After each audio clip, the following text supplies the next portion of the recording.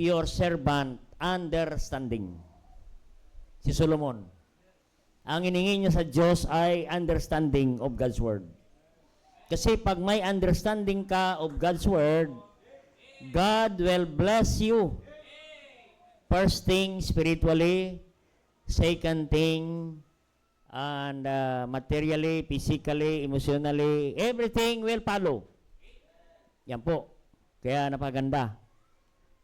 Kaya, that's why Solomon blessed by God. Success siya sa kanyang buhay.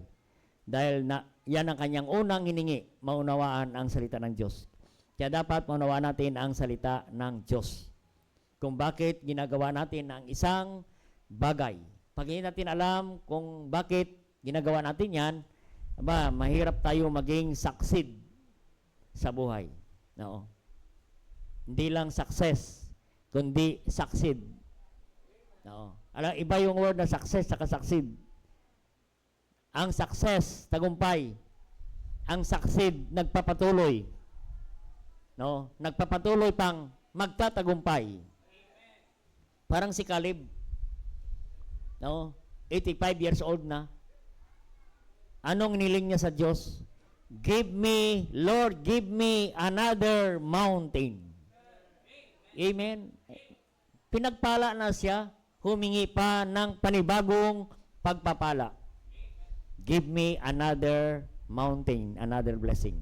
Amen. Kaya yan po ang design ng Diyos. Bakit tayo niligtas ng Panginoon? To blessed by God. Magpalain ka ng Diyos. Amen. Dito pa lang sa lupa, i-bless ka na ng Diyos. Amen. So, ang ating topic ngayon ay dito po tayo sa Deuteronomy chapter 8, verse 7-10. Deuteronomy 8. Beginning verse 10.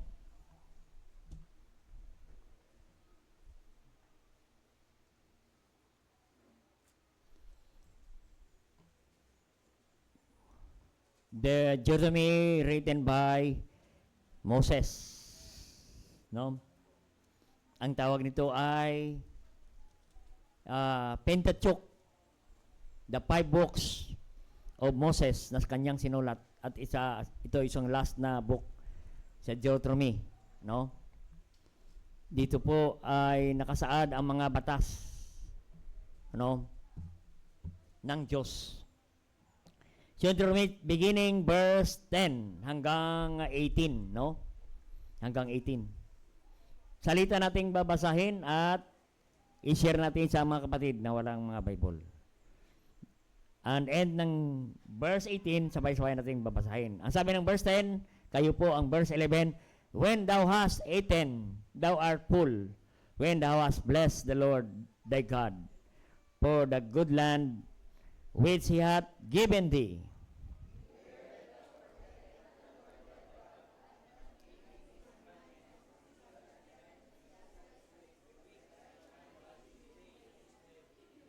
Lest when thou hast eaten and art full, thou hast built goodly house and dwelt therein.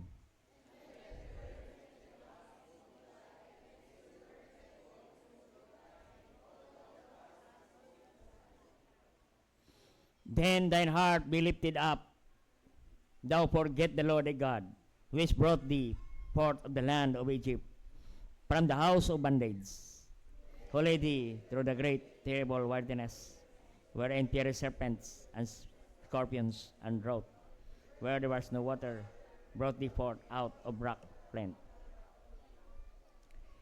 Who fed thee in the wilderness with manna, which the fathers knew not, that he might humble thee, and he might prove thee to do the good at thy latter end, and say to thine heart, my power and thy might, mine hand hath gotten me this wealth. Sabay-sabay rin basahin ang verse 18. But thou shalt remember the Lord thy God, for it is he giveth power to get wealth, that he may establish his covenant, which he sware unto the fathers, and it is this day. Tayo po mag-pray, dakilang Diyos. Thank you for the passage that we read today, Holy Spirit of God, we need your guidance, power, understanding of your words, O God. Holy Spirit, help your servant to be a blessing to the people this morning. And open our hearts and give us understanding. And give us attentive spirit, attentive heart, so that your word may be penetrate in our heart, O God, and understand and apply this unto our lives. Maraming salamat muli. Pagpalain po ang bawat isa. Gabayan mo kami, Holy Spirit of God. Dalain ko po, Panginoon, ang mga kapatid na hindi po namin nakasama ngayon. Panginoon, ikaw po ang nakakalam na kanilang pinagdaanan kung bakit hindi sila nakadalo. Pagtulungan mo po sila makadalo, Panginoon. Dalain ko, Diyos, ikaw po magpapala sa amin mula sa inyong mga salita. I-bless mo po kami, Panginoon, at maging pakinabang po sa amin ang salita na aming matunghayan at maaral ngayong umaga.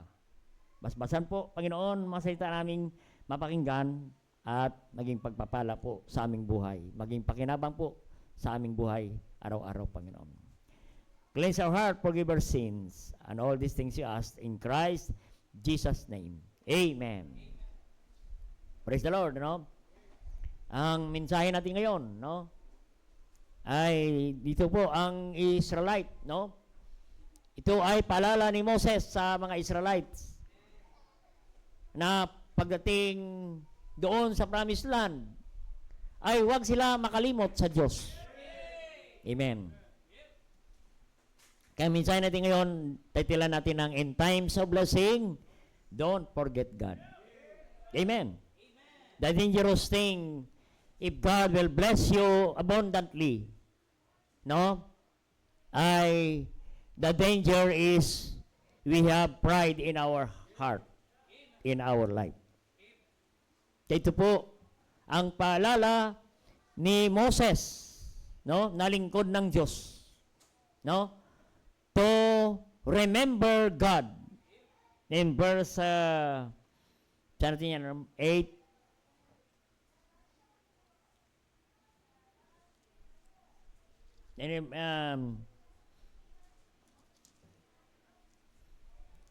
verse 18, But thou shalt remember the Lord thy God, for it is He giveth thee power to get wealth, that He may establish covenant and swear the fathers of this day. Amen. No? Yan po ang paalala ni Moses sa mga Israelites kung sila ay magkaroon ng kasaganahan. Amen. Oo.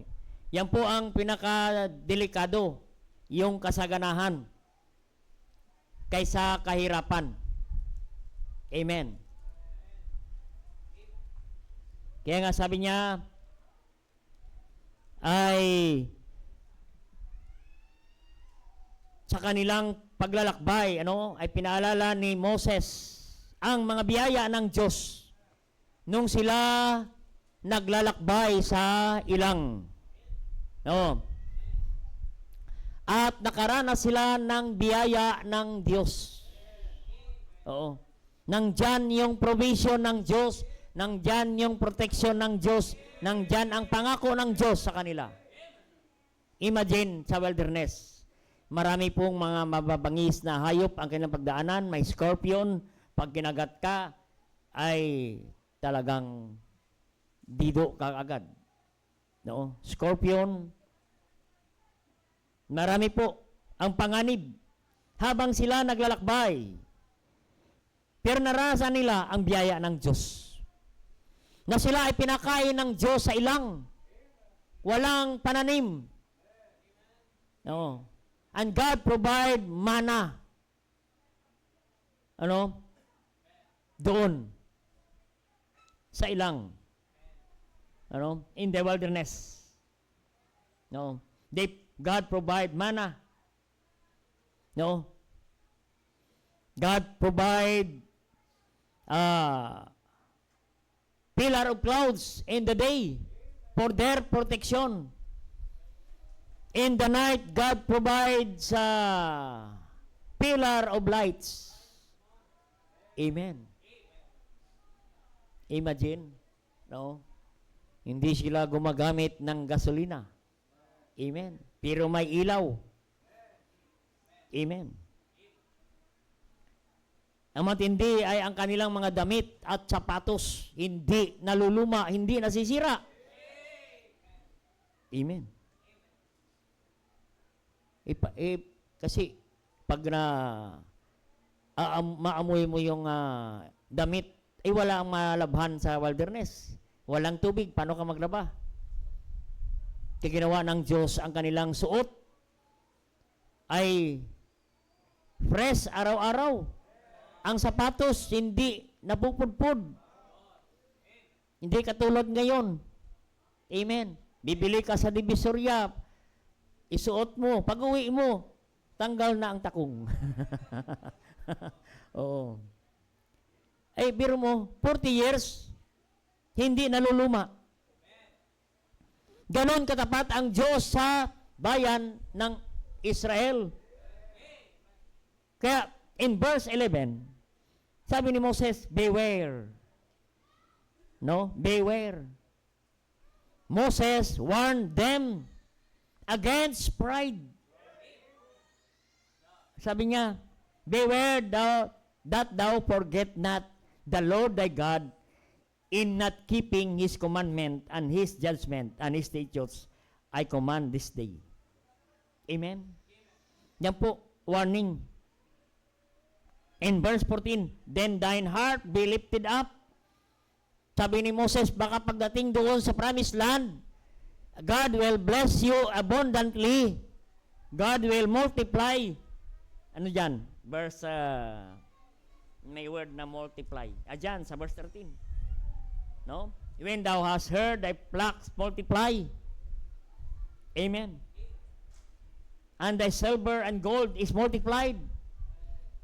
Pag dumami ang inyong pera at ginto, then thine heart be lifted up and forget the Lord thy God. Yan po ang pinaka-danger sa Kristiyano. Oo. Na makalimot sila sa Diyos. Na ang Diyos ang nagpapala sa kanila, yan po. Kaya mga kapatid, no? Yan po ang warning ni Moses na hindi maging hadlang ang pagpapala natin sa Diyos. Amen. Yan po ang pinaka-danger na ang pagpapala, yan ang dahilan ng hadlang na hindi ka makadalo sa simbahan. Kung saan may sasakyan ka, hindi ka makadalo. Kung saan may bahay ka na sarili, hindi ka na makadalo sa simbahan. Kung saan dumami ang iyong pera, hindi ka na makita sa simbahan.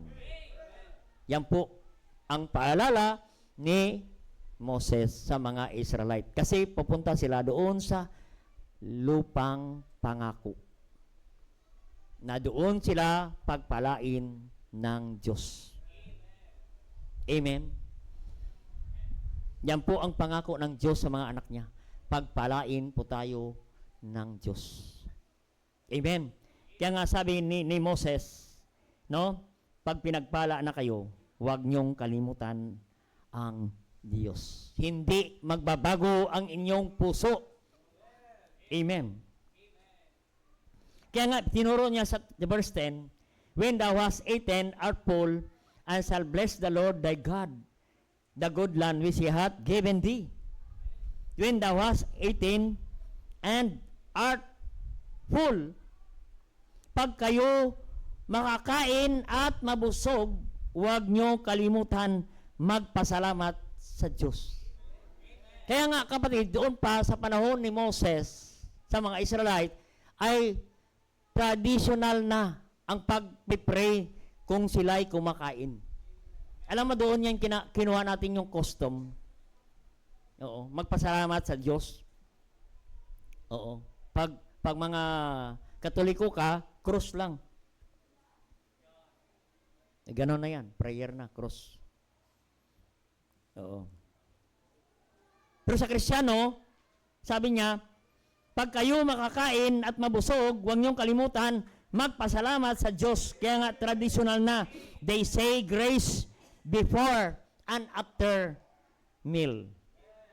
Bago kumain, nagpapasalamat sila. Lord, thank you for this food. In Jesus' name, Amen.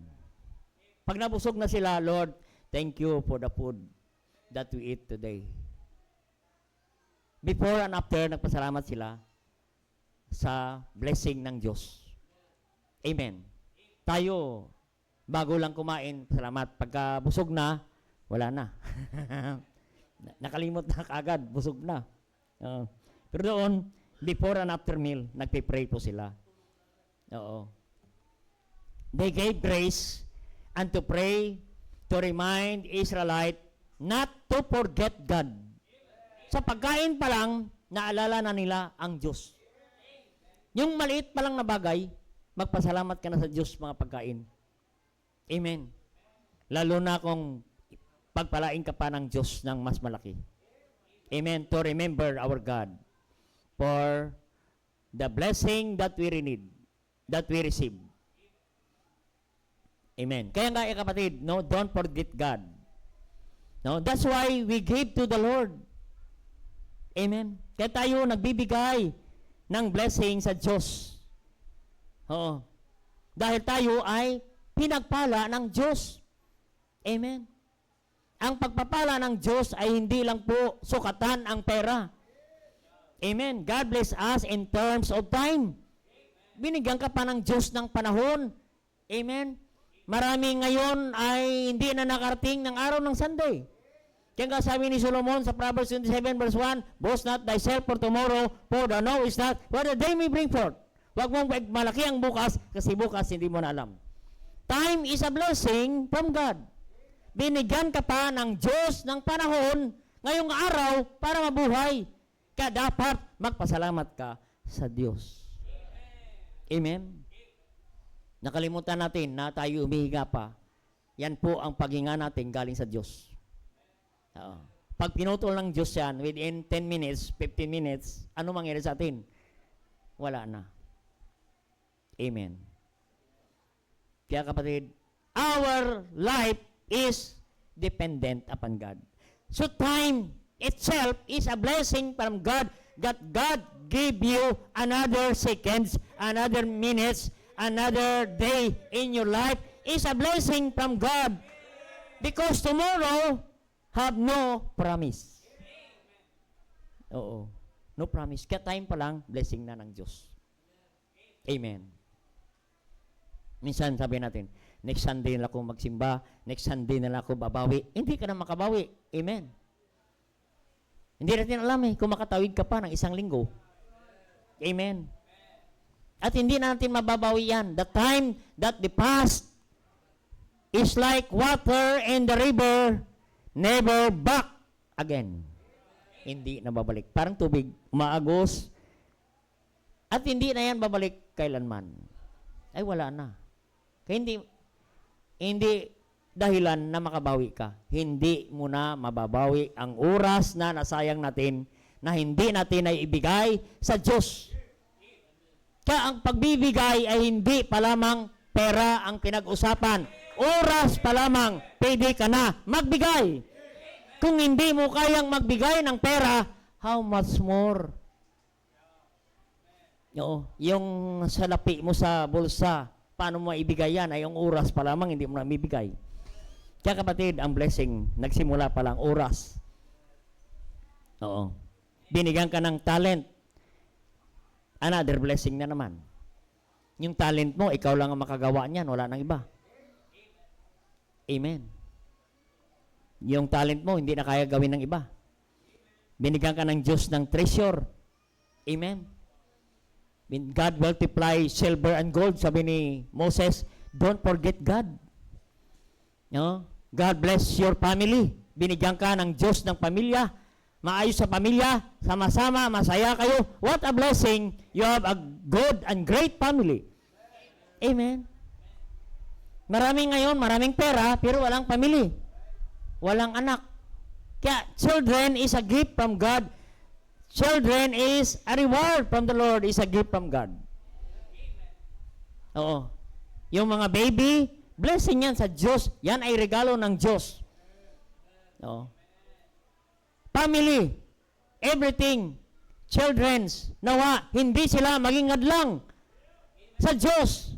Binigay ng Diyos ang regalong yan, tapos naging hadlang para sa Kanya, para magpasalamat ka sa Diyos. Oo. Pastor, hindi mo na ako maka-church kasi hindi ko makasama si baby, maliit pa. Oo, maliit pa. Pag laki-laki pastor, isama ko na sa church. Nung lumaki na, hindi pa rin nasama kasi may sakit. Pastor, may sakit naman si baby, hindi ko may sama. Hanggang lumaki si baby, hindi nakasimba. Oo. Hindi nakasimba, mamaya, binigyan naman ng blessing, pastor, hindi na ako makasimba kasi buntis na naman ako ng pangalawa. Ayun, dumami yung anak. Hindi na nakapagsimba. Ay, children are rewards, heritage from the Lord. Ay, bakit nangyang ang pagpapala niyan? Kaya sabi ng Panginoon, pag dumating ang pagpapala, nawa hindi hadlang ang mga bagay na yan. Lalo na ang mga gift ng Panginoon. Lahat yan, gift ng Diyos. Kasi hindi lahat gift, may mga anak. Maraming mga anak. May kaibigan ako, doktor, ang asawa. Milyonaryo ang kanyang asawa. Naggawa ng anak. Nagpa-check up. Punta ng Amerika. Nagbayad ng milyon-milyon. Nagbiyahe. Airplane. Nagstay sa Amerika. Para makababy. Pagkatapos, nagpa-check up. Milyon ang ginastos. Hindi nabuo ang baby. Biro mo yan.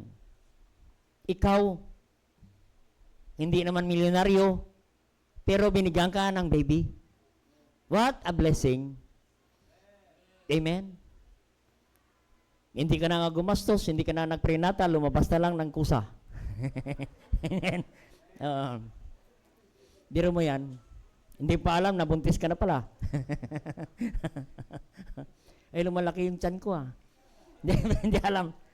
Binibless ka na pala ng Panginoon. Amen? Yan ay family blessing. Physical blessing pa. Binigyan ka pa ng Diyos ng kalusugan. Ano mo, ma-realize mo pag ikaw ay blessing physically? Bisita kayo sa mga ospital. Makita ninyo mga nagingalo doon. Minsan, nagsulwining kami sa PGH. Oo. Biko, brother, mga kasama, huwag kayong gagamit ng ating confrontational soul winning. Na kung sakali kabawian ng buhay, ikaw ba ay tiyak ang langit. Biro mo yan na may oxygen, may dextrose, lahat na nakakabit, tapos tanungin mo kung sakali ka mamatay, tiyak mo na ba ang langit? Anong sagot niyan? Mas maganda siguro, brother, ikaw mo na mauna. Dapat mahal ka ng Diyos. Kailangan i-approach ko, mahal ka ng Diyos. Yung mga nakasaksak sa'yo, pwede tanggalin ng Diyos yan at bigyan ka pa ng Diyos ng panibagong buhay at kalusugan. Oo. Blessing na yan, mayroon kang kalusugan. Blessing na yan. Thus, blessing, money cannot buy. Physical blessing. Health blessing. Health. May good health ka. Physical health. Mental health. Maayos ang pag-iisip mo. Oo. May nasalubong kami kanina, hindi maayos ang pag-iisip. Diyan sa patindig araw, nasalubong namin. Lakad ang lakad. Nag-iisip ako, saan kaya pupunta itong salubong nating mama na to? Walang direksyon eh. Amen. Pagod. Baka hindi pa nag-almusal. Lakad ng lakad. Amen. Walang direksyon. Amen. Aba, kung ganyan tayo, amen. Lakad ka ng lakad, hindi mo alam kung saan ka pupunta. Amen. Meron kang kilala, naglakad ng lakad. Ibang probinsya na pinuntahan niya. Hindi niya alam pabalik. Kasi hindi maayos ang kanyang pag-iisip. Mental health is a great blessing. Amen. Material blessing. Oo. Financial blessing. Emotional blessing. Amen. Aba. Oo. Wala nang bigas, hindi ka pa nag-iisip. Wala nang saingin, hindi ka pa na problema. Wala man lang anxiety. Oh. Ganun kami sa probinsya, amen, sa probinsya. Mga sa probinsya, sanay kami walang bigas. Wala na sasaingin, nagkikwentuhan pa sa labas. Ay, alas 12 na pala, no? Punta sa bigasan, lata, sinipa, bagsak, walang laman. Pero hindi sila na problema. Punta sa kabilang bahay, ay pera mo na ng isang gatang. Na problema tuloy yung kapitbahay. Ganon, yung emotional blessing, may kapayapaan ka. Amen. Walang ulam. Sa probinsya ganon walang ulam. Upo, tambay ka lang. Mamaya may dumaan na may dalang langka. Brother, medyo malaki yung langka mo ha. Baka pwede mahati. Hati na naman. Kasi mga babae tao doon Hingi. Ganon kapatid, no? Yan ay blessing ng Diyos. Oo. Kaya kapatid, blessing, marami tayong blessing ng Panginoon. Is a gift from God, James 1:17. Every good gift is from above. Amen. Kaya bilang pasalamat natin sa Diyos, bilang paalala sa Diyos, yan ang dahilan kung bakit tayo nagbibigay sa Panginoon. Oo. Bakit tayo nagbibigay sa Panginoon? Kailangan ba ng Diyos? Tanda natin, walang kailangan ang Diyos. Oo. God exists even without a man. Ang Diyos, kaya niyang mabuhay kahit wala ang tao. Pero ang tao, hindi mabubuhay pag wala ang Diyos. Kasi everything we have today is borrowed from God. Borrowed life, borrowed blessing, everything, wala tayong pagmamay-ari. Amen. That's why we give to the Lord to remember Him. Not because God needs your blessing. Amen. Kaya lahat galing sa Diyos. Kaya tayo nagbibigay. Kaya dapat malaman natin, bakit tayo nagbibigay pa sa Diyos? Amen. Ay, Diyos na yan. Kaya dapat malaman natin ang reason. Amen. Sige, dito na po tayo. Introduction pa lamang yan. Sige, dito na tayo sa number 1. Kung bakit tayo magpasalamat at nagbigay sa Diyos. Number 1. Bakit tayo nagbibigay? In terms of time, in terms of our talent, in terms of our treasure and everything. Bakit tayo nagbibigay sa Panginoon? Kaya ang pagbibigay ay hindi lang sukatan ang pera. Pwede tayo magbigay ng oras sa Diyos. Anything we can give to the Lord. Bakit? We give because, number 1, we recognize that God is the source. Yan ang dahilan. Nagpapakita ka na lahat ang mayroon sa akin, yan lahat galing sa Diyos. James 1:17, every good gift is from above, not from me. Amen. So, nakita natin, kapatid, kinikilala natin na ang Diyos ang simula ng lahat. Amen. Kaya dapat tayo tingnan natin ang Diyos pag tayo pinagpala ng Panginoon. Bakit? Looking unto Jesus, the author and finisher of our faith. Lahat sa Kanya. He is the source of everything. Amen. Siya ang source ng lahat. Psalm 50, verse 10 and 11. Baka pwede natin ma-plus sa Siya ang source ng lahat. Sa Kanya galing ang lahat. Ano mang mayroon sa atin, galing yan sa Diyos. Amen. John 50 verse 10. For every beast of the forest is mine. Ano pa? The cattle upon the 1,000 hills is the Lord. I know all the fowls of the mountains and the wild beasts in the field are mine. lahat Kanya. Amen.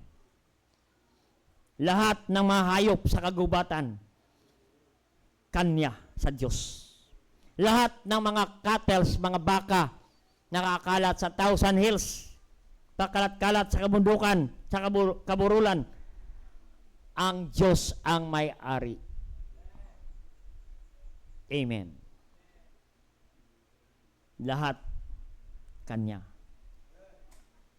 Lahat ng kalupaan Kanya, Psalm 24 verse 1. Lahat ng property Kanya, Psalm 24 verse 1. The earth is the Lord and the fullness thereof. Amen. Lahat ng kalupaan, Kanya yan. Kaya wala tayong pagmamay-ari. Pati ang nakatira dyan, Kanya. Galing sa Diyos. Romans 11:36. Romans 11:36. For of Him, through Him, unto Him are all things, whom be glory forever. For of Him, para sa Kanya, sa pamagitan niya, sa Kanya, ang lahat ng bagay, saan atin? Wala. Amen. Job 1:21. Naked came I out of my mother's womb. Naked, tighter shall I return. No, hubad tayong dumating sa lupa, lumabas, no, sa hinipupunan ng ina. Hubad din tayo babalik. Wala tayong dala kahit isa. Amen. Wala tayong dala kahit isa. Pero mayroong nagpalibing. Oo. Mayroong nakita ko sa Facebook, nagpalibing. At ang nakalagay doon, sino ang nagsasabi na walang dala? Dinala niya ang kotse, dinala niya ang electric pan doon sa libingan. At ang caption niya, sino ang nagsasabi na walang dala? Ako ang may dala. Dinala niya lahat sa libingan. Oo. So makita natin, lahat Kanya. Ano mayroon sa atin? Wala. Haggai 2:8, silver is mine. Gold is mine. Saith the Lord. Amen. No. Sa Kanya at para sa Kanya ang lahat ng bagay. So bakit mayroon tayo ngayon? Tayo ay katiwala ng Diyos. Amen. Katiwala tayo ng Diyos sa oras, katiwala tayo ng Diyos sa mga bagay. Kapatid, lahat yan katiwala tayo ng Diyos. Kaya hindi masama magkaroon ka ng material na mga bagay. May sakyan ka, praise the Lord. May bahay ka, may business ka, may property ka. Amen. Kaya ang property, ang tawag sa Tagalog, ari-arian. Ano ibig sabihin ng ari-arian? Hindi ikaw ang tunay na may-ari. Oh, yan, akin yan, ari-arian ko yan. Ibig sabihin, hindi sa iyo yan. Ari-arian mo lang. Oo. Nagtayo ka ng bahay, hindi rin sa iyo bahay. Bahay-bahayan lang. So, yan po ang sabi ni Moses. Huwag kalimutan ang Diyos. Pag ikaw ay dumating na sa promised land. Oo. Kaya remember that God, Deuteronomy 8:18, na siya nagbigay ng kapangyarihan, katalinuhan para mapagpalain tayo ng Panginoon. Kaya sabi ni Moses, pagdating ninyo doon sa promised land, remember God, for it is He gave it power to get wealth. Kaya hindi masama na ikaw pagpalain ng Diyos. Maganda pagpalain ka ng Diyos. No. Hindi masama na ikaw pagyamanin ng Diyos. The danger is to forget God when gold and silver multiplied. Amen. Tandaan natin, don't forget God. It is He who gave it us with abundance. Kaya in times of blessing, don't forget God. No. Recognize that all the source that we have today is from the Lord. Kaya don't forget God in your abundance. That's the reason why we give. Because we recognize that God is the source of all blessing. Everything we have is the Lord. Amen. So number 2 na. Number 2. Number 2. Bakit tayo nagbibigay pa sa gawain ng Diyos bilang pasalamat sa Panginoon? Maalala natin siya. Not only to recognize that God is the source. Oh, number 2, it reminds that we trust Him. Amen? Ito ay paalala. Nasa Kanya lang tayo magtiwala. Amen. At sinasabi natin, sa Diyos ako magtitiwala, hindi sa blessing, hindi sa pagpapala. Amen. Sa Diyos tayo magtiwala, hindi sa mga pagpapala. Amen. Hindi tayo magtitiwala sa blessing. Magtiwala tayo sa giver of blessing. Amen. Si maraming Kristiyano nakatingin sa blessing, hindi sa blesser. Amen. Dapat doon tayo nakatuon. Magtiwala sa Diyos. Proverbs 3:5, trust in the Lord with all thine heart and lean not thine own understanding. Amen. Trust in the Lord. Huwag nating sabihin, kasi magaling ako, kasi marunong ako, madiskarte ako sa buhay, kaya yumaman ako. No. Because we have God who gave it you understanding. Kaya kapatid, kaya tayo nagbibigay kasi ang pagbibigay ay pagtitiwala sa Diyos, hindi sa blessing. Kaya ang pagbibigay ay pagtitiwala, is trusting God. Hindi sa blessing, hindi sa pera ka magtiwala. Amen. Oo. Kasi kapatid, kung sa pera ka magtiwala, ay nasa panganib tayo. Sabi ni Solomon. Ano sabi ni Solomon sa Proverbs 23:5? Proverbs 23:5. Ay, bigyan natin sa screen, no? Proverbs 23:5. Kawag tayo, ang dahilan, hindi tayo magtiwala sa kayamanan sa pera. Oo. Bakit? Sa Diyos tayo magtiwala. Sabi niya ni Solomon, wealth thou set thine eyes upon which is not. Huwag ituon ang ating paningin, mga mata, na hindi naman dapat. For riches, huwag kang magtuon, tumingin. For riches, certainly, sigurado, certainly, make themselves wings. Ang pagpapala na ating natanggap, may pakpak at lilipad katulad ng agila. Lilipad sa himpapawid. Mawawala kasing bilis ng agila. Lilipad sa kalawakan. Ay, dyan ka nagtiwala. Ay, ma-depress ka, ma-anxiety ka, ma-discourage ka. Doon tayo magtiwala sa Diyos na hindi nawawala. Eternal God. Kaya ang pagbibigay ay pagtitiwala sa Diyos. Amen. You are trusting God and you are saying to God, Lord, trust me more. Amen. Trust me more. Kaya kapatid, kaya tayo nagbibigay. No? Para pagkatiwalaan pa tayo ng Diyos. Luke 16:10, he that is faithful. No? In the list, people also in the list. People in maths, people also in maths.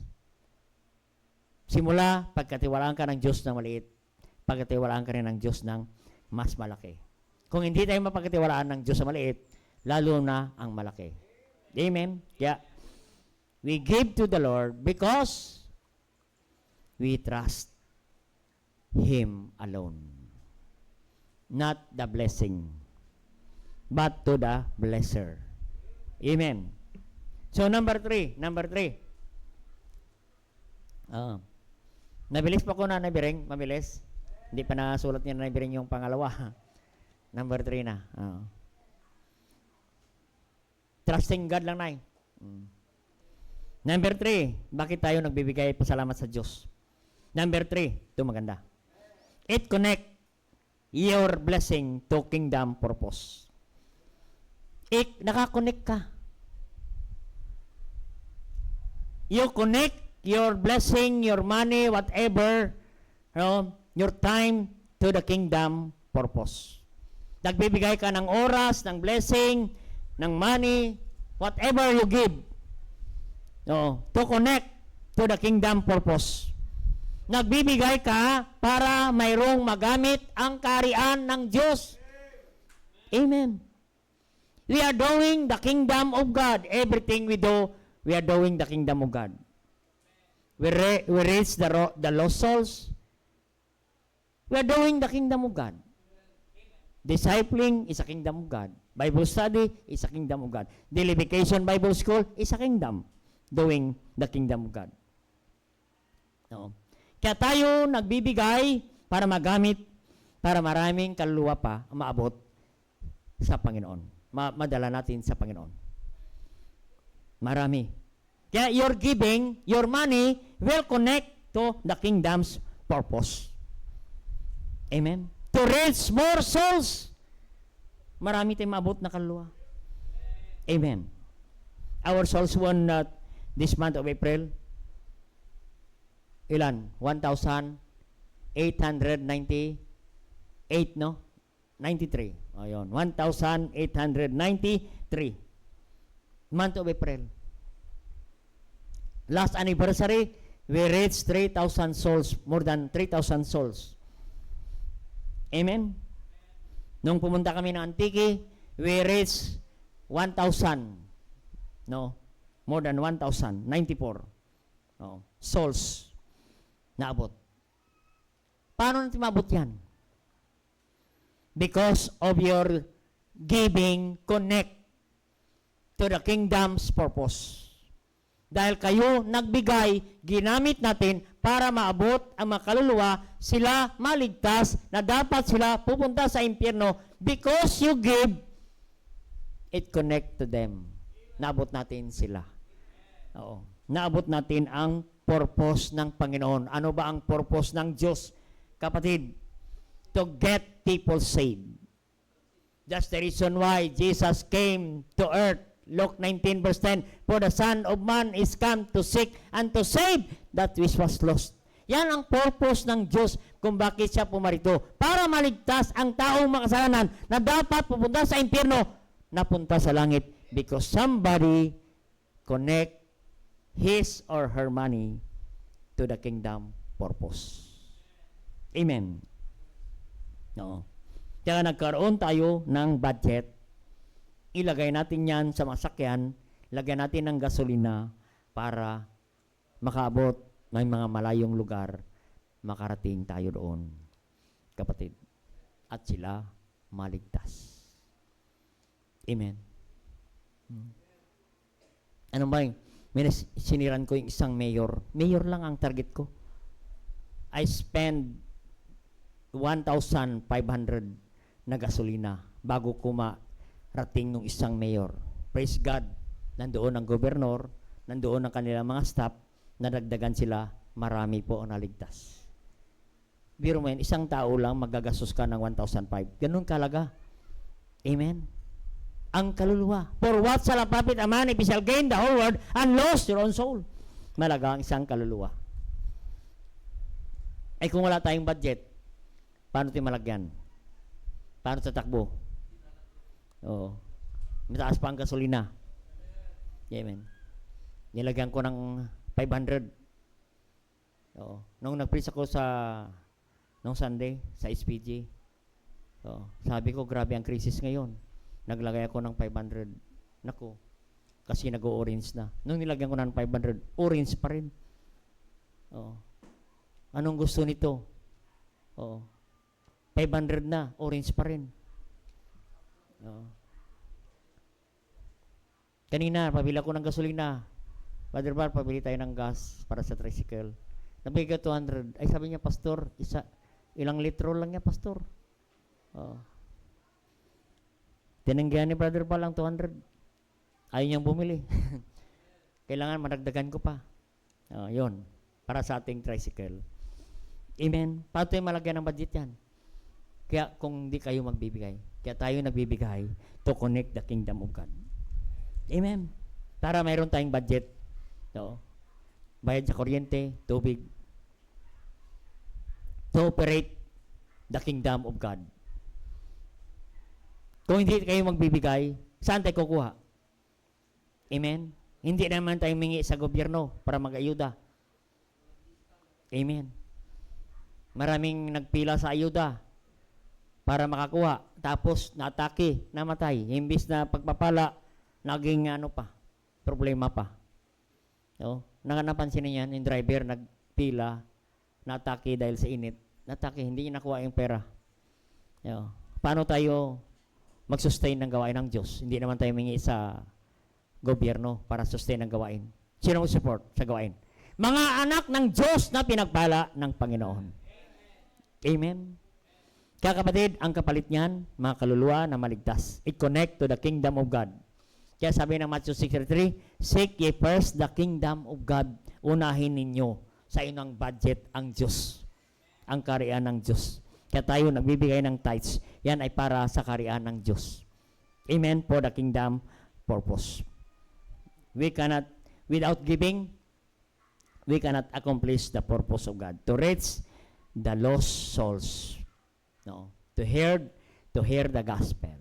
Amen. Sa number 4 na. Connect our blessing, money, to the kingdom purpose. Number 4, mga 5 lang to. No. Number 3, bakit tayo nagbibigay bilang pasalamat sa Diyos, palala sa Diyos? It transform your money to a seed. Seed, binhi. Ang iyong binibigay, yan ay binhi. Oo. Ang farmer, nagtatabi ng binhi para itanim uli. Tingnan nyo sa sambang verse. 1 Corinthians 9 verse 10. 1 Corinthians 9 verse 10. 1 Corinthians 9 verse 10. Ay, hindi pala. 2 Corinthians. 2 Corinthians pala. Sorry. 9 verse 10. Yan. Now he hath ministered seed to the sower. Both minister bread for your food and multiply your seed sown. And increase the fruits of your righteousness. Amen. Pag nagbigay ka, kapatid, it transform your money, your giving, to seed to the sower. Both minister bread for your food. Oo. Kaya si Pablo, ginamit niya itong ilustrasyon sa farmer.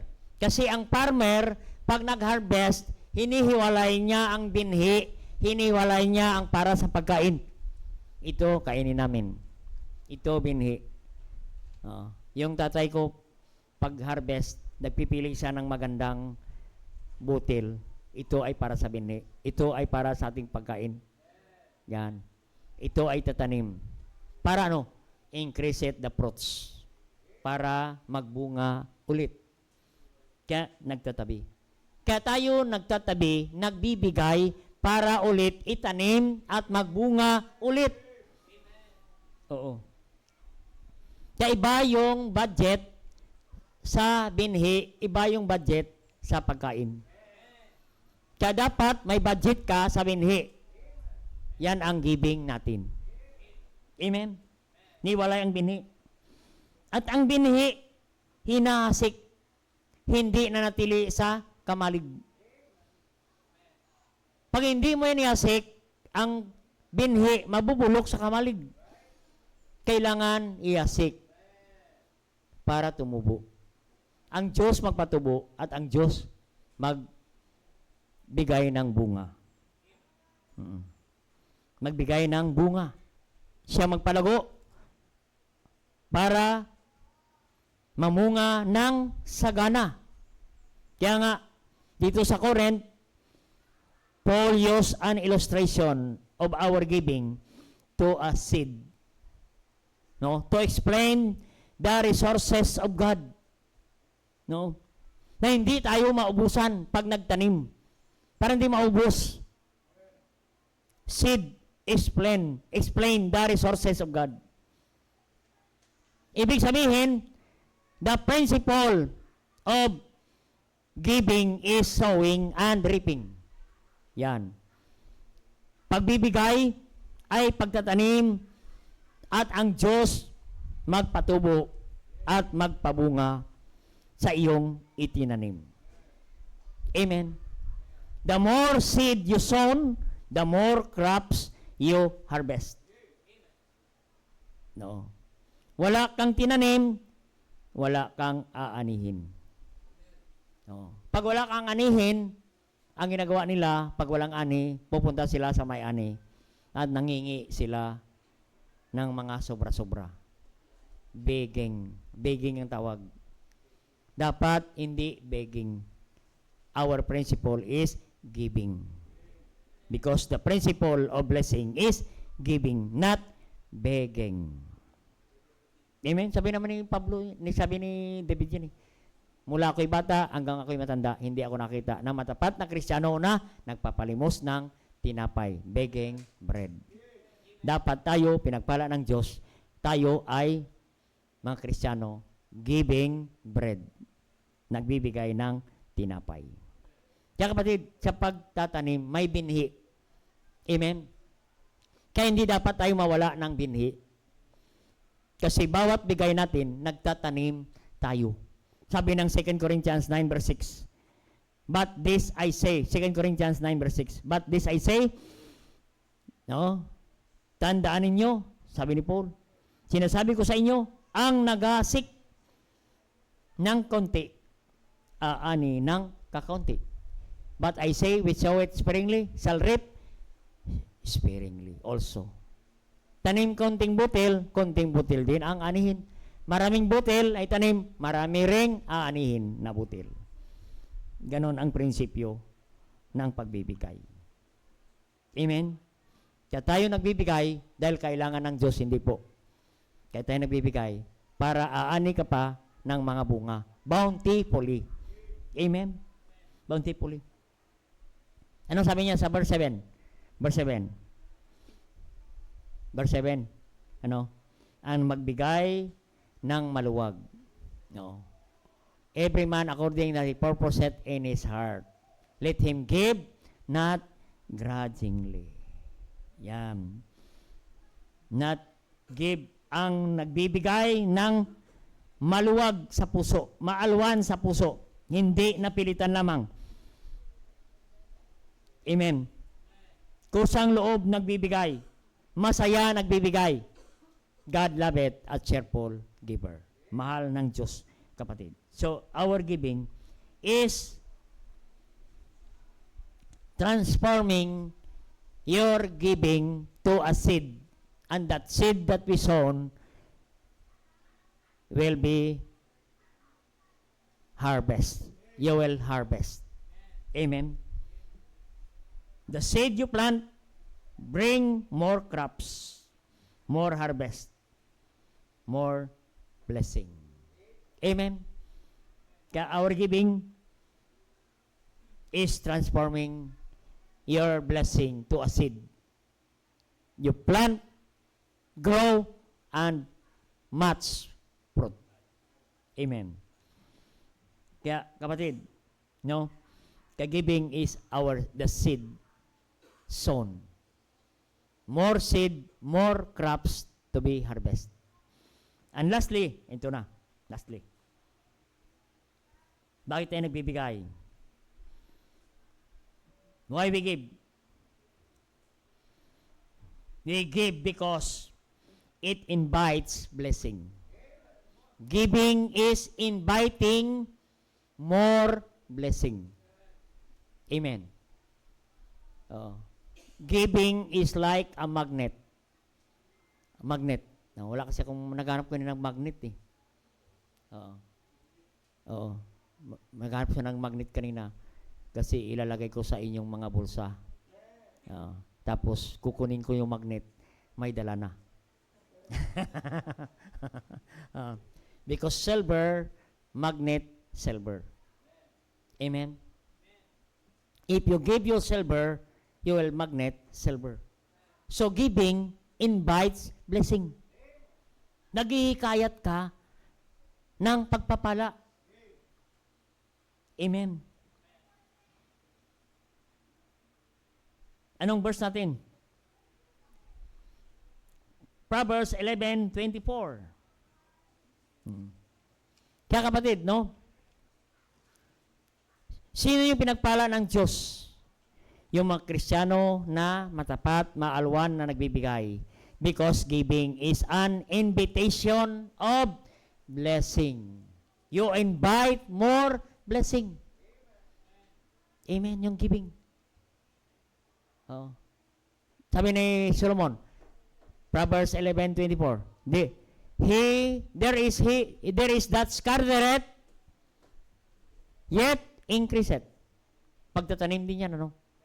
Yung ano kasi, yung mga farmer, ang tawag yan, sasabog, Brother Joseph, no? Isasabog mo yung mga binhi. Yung sinabog mo, nag-i-increase. Marami kang sinabog, maraming increase. Kabawat sabog, nag-i-invite ka ng bunga. Ay yung binhi, hinawakan mo, sabi niya, is there that withholdeth more than is meet, tendeth to poverty. Ay yung binhi, hindi mo binitawan, hindi mo pinasabog. Hinawakan mo lang, ano mangyari? Wala. Hindi nagbunga sa kamay mo. Ano mangyari? Naubos sa kamay mo. Ano mang sunod na mangyayari? Sabi ni Solomon, tendeth to poverty. Amen. Poverty. Kaya gusto ng Diyos, scattereth, para ma-invite ka ng blessing, para hindi ka maghihirap. Amen. Kaya ang pagbibigay ay hindi ka pahirapan, kundi ikaw pasaganahin ng Diyos. Amen. Sa 24, sa 25 pa ba? 25, basahin pa natin yung verse na yan. Ano sa 25? The liberal soul shall made fat. Liberal soul. Ang maalwan magbigay ay made fat. Tataba ang blessing. Oo. Kaya pag nakita ka ng mga matataba, naku, pinagpala ka. Yung payat. Oo. Akala nila wala kang kakain, yung pala may iniinom ka para maging sexy. Dami kang ginastos para magpapayat. Made fat. No. Bakit na wala na yung sa screen? No. He that watereth shall be watered also. Watereth. Amen. Watereth. Yung nagdidilig ka, didiligan ka rin. Amen. Kaya kapatid, yan po ang prinsipyo. Invite blessing. Luke 6:38, yan po. Luke 6:38, give and it shall be given unto you, good measure. Ano pa? Good measure. Press down, shaken together, running over. Shall men give unto your bosom. For with the same measure, meet with all, shall be measured you again. Give. Amen. Pag nagbigay ka, you invite more blessing. Ano matanggap mo? Good measure. Makatanggap ka ng tamang sukat. Mayroong siksik, mayroong liglig, umaapaw ang tatanggapin. Kaya invite more blessing. Kaya kapatid, ang ating pagbibigay ay hindi sayang. Amen. You invite more blessing to come. Amen. Kaya hindi sayang. Ecclesiastes 11:1. 11:1. Last verse natin. Sakto na to. Ecclesiastes 11:1. Parang ito. Yung ginawa ni Solomon. Mahilig si Solomon sa mga paradox. Cast thy bread upon the waters, for thou shalt find it many days. Cast thy bread upon the waters, shall find it. No. Parang ano ito, expression ni Solomon. Amen. Ang ibig sabihin ni Solomon, magbigay ka and you expect return and reward. God will repay. Amen. Ang Diyos magbabalik ng pagpapala if you cast everything to the Lord. Amen. Yan po. Oo. May balik ang Diyos. Kaya we cannot outgive God. We invite blessing from the Lord. If we give to the Lord, we lend it to Him. Amen. May utang ang Diyos. Aba, sino tayo magpautang sa Diyos? Proverbs 19:17. He that pity upon the Lord, ano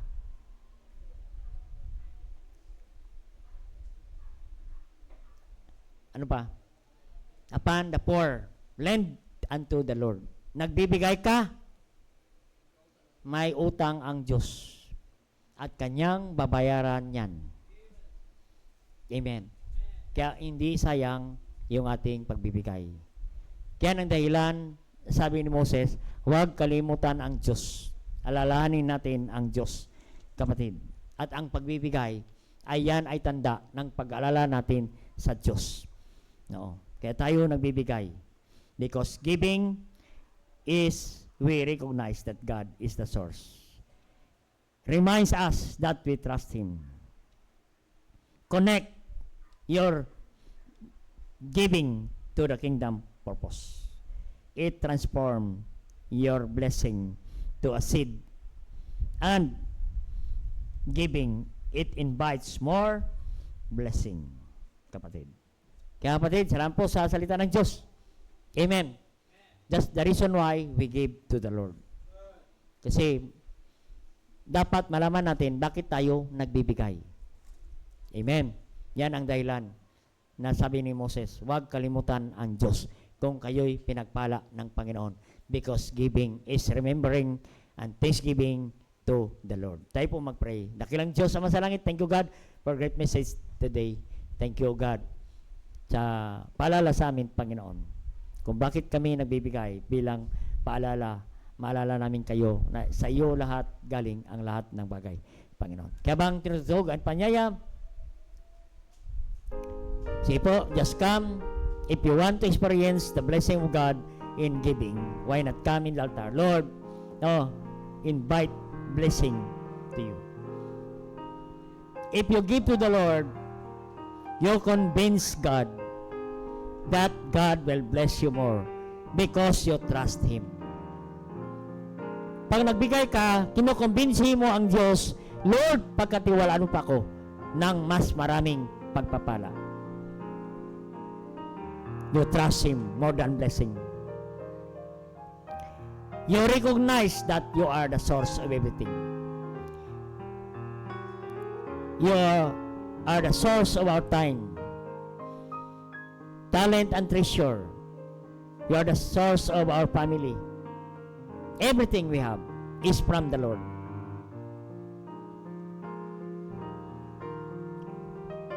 People, just come to God. If you want, God will bless your life and you understand why we give. We convert this to a seed to be sown, and crops will follow. Sige po, just come if you understand His word today. Just come, Lord, thank you. I understand your word today. I will apply this unto my life and God will bless my life. Sige po. That's why we give our time. We give our talent. We give our treasure. We give everything to the Lord. Because we recognize that you are the source of everything. It reminds that we trust on you alone. Wala na kaming ibang pagkatiwalaan kundi ikaw. We convert it the seed. And that seed we sown, crops will coming. And it invites more blessing to come. That's the reason why we give. We cannot outgive God. People, just come to God this morning.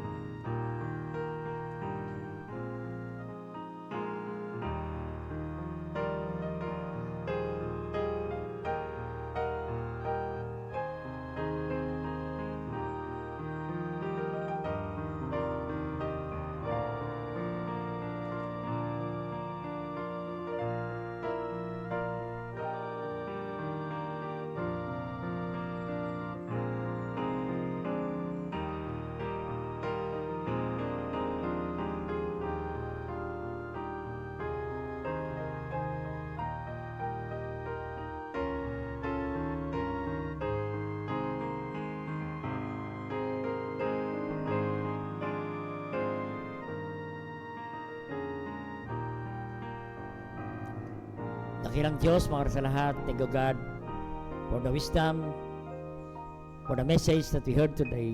Thank you God for the brethren who come to you with humble hearts. Salamat po Panginoon. The blessing of giving. Thank you God and bless Panginoon ang mga anak niyong lumapit. Salamat po Panginoon. They humble themselves, O God, to come to you. And bring back all the glory and honor to thy name. And all these things we ask in Christ Jesus' name. Amen. Praise the Lord. I hope you learned something today. Amen. Praise God. Salamat po sa Panginoon. We need to remember God. Amen. Tawagin po natin ating sir.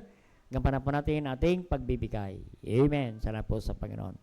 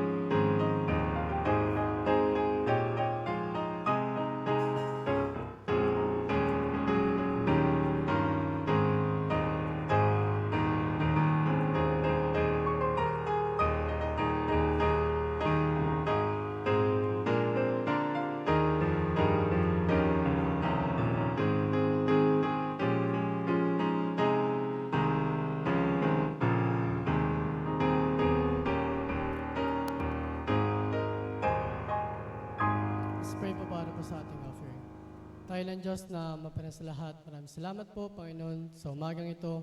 Salamat po sa revival sa inyong salita, Panginoon. Pagpalain niyo po ang mensahero niyong ginamit. At dalayan po namin ngayon ang aming pagkakalo. Pagpalain niyo po magbibigay. At dalayan po namin ang salaping malilikom ay magamit po sa ikalalago ng inyong gawain. Maraming salamat po. Patawad po sa aming salanan sa para ni Jesus. Amen. Amen. God bless as you give.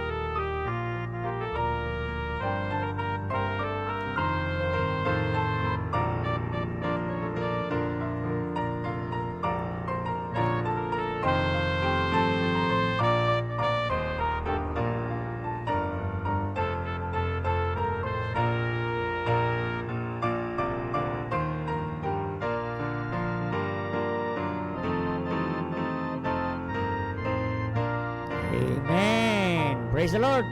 Don't forget our afternoon service. Amen. Don't miss our